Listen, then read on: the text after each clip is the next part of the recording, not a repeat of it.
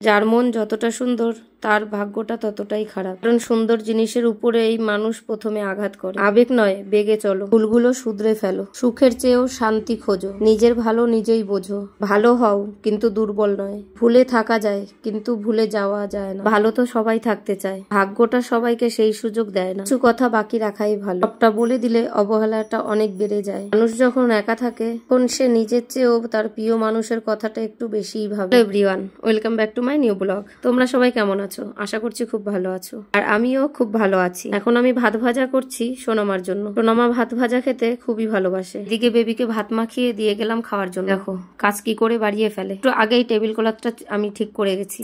হয়ে গেছে ভাত ভাজা। ভাত ভাজাটা ডিম দিয়ে ভেজেছি, ও পেঁয়াজ লঙ্কা কিছুই খাবে না। আজ বেবিকে ডিম সিদ্ধ আর ভাত দিয়ে দিয়েছি। সোনামাকে খাবারটা দিয়ে আমি ওকে একটু খাইয়ে দিচ্ছি। ভাতে লবণ হয়নি বলে বসেই আছে। ওকে দিয়ে আমি বসে গেছি আজকের ব্রেকফাস্ট করতে। এটা করে নিলাম, এরপরে জলটা ঢেলে নিচ্ছি। মেয়েরা নাকি কিছুই পারে না, চাইলে সব পারে।